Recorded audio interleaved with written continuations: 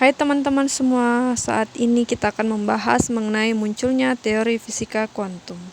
Munculnya teori fisika kuantum tidak terlepas dari fenomena yang ada di radiasi benda hitam. Fenomena yang cukup terkenal di kalangan fisikawan saat itu yakni fenomena bencana ultraviolet.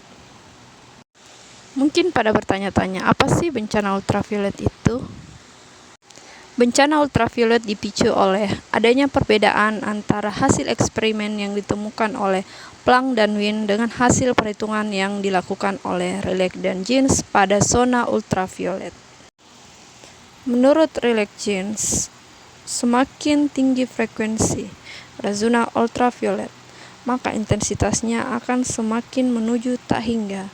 Namun, berbeda dengan hasil eksperimen yang ditemukan oleh Planck dan Wien, semakin tinggi frekuensi pada zona ultraviolet, maka energi radiasinya semakin menurun. Hal ini menimbulkan sebuah ketidaksesuaian antara eksperimen yang dilakukan oleh Planck dan Wien dengan perhitungan oleh Rayleigh-Jeans. Hal ini menimbulkan kebingungan di antara fisikawan kala itu. Hingga pada akhirnya, seorang fisikawan Jerman bernama Max Planck mengeluarkan sebuah teori yang disebut teori Planck.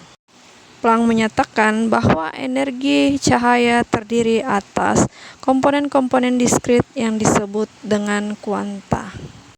Bayangkan saja, selama ini para fisikawan memandang bahwa energi radiasi berbentuk kontinu atau berkelanjutan. Hasil pemikiran dari Planck ini sempat ditolak oleh beberapa fisikawan karena merekonstruksi ulang pemikiran mereka mengenai energi radiasi.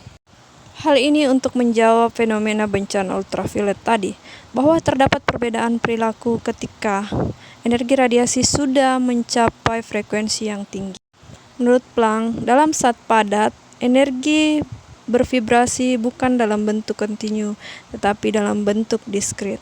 Adapun persamaan Planck yang memenuhi teori tersebut yakni E sama dengan H dikali mu, di mana H merupakan konstanta Planck, sedangkan mu merupakan frekuensi. Kita juga memperkenalkan istilah foton. Foton merupakan paket-paket energi radiasi elektromagnetik. Seperti yang saya katakan tadi, bahwa teori Planck ini sempat mengalami beberapa penolakan dari fisikawan pada saat itu.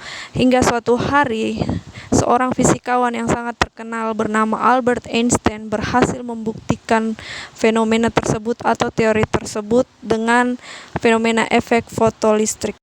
Lalu seperti apakah sebenarnya efek fotolistrik? Efek fotolistrik pertama dieksperimenkan oleh seorang fisikawan bernama Heinrich Rudolf Hertz. Pada saat itu, Hertz sedang melakukan percobaan mengenai pemancar radio. Hertz mengamati bahwa untuk penyerapan frekuensi tertentu, terdapat percikan dari zat yang terlihat. Ternyata percikan tersebut merupakan eksitasi elektron dari logam tersebut. Eksperimen tersebut dilanjutkan oleh asisten Hertz yang bernama Philipp Lenard. Lenard hendak menyelidiki hubungan intensitas radiasi terhadap eksitasi elektron tersebut. Lenard menemukan bahwa tidak ada hubungan antara intensitas radiasi terhadap tereksitasinya elektron. Jadi, efek fotolistrik yakni sebuah fenomena terlepasnya elektron dari suatu logam ketika disinari oleh cahaya. Fenomena efek fotolistrik ini kemudian dijelaskan oleh Albert Einstein dengan mengaitkan teori kuantum yang sebelumnya dikemukakan oleh Max Planck. Einstein mengungkapkan bahwa terlepasnya elektron dari logam itu terjadi karena frekuensi dari cahaya melebihi ambang batas dari frekuensi logam tersebut. Para fisikawan sangat kagum dengan penjelasan Einstein tersebut. Untuk menghargai temuan dari Einstein tersebut, maka pada tahun 1921 Einstein dianugerahi Nobel. Demikianlah penjelasan sedikit mengenai munculnya teori fisika kuantum.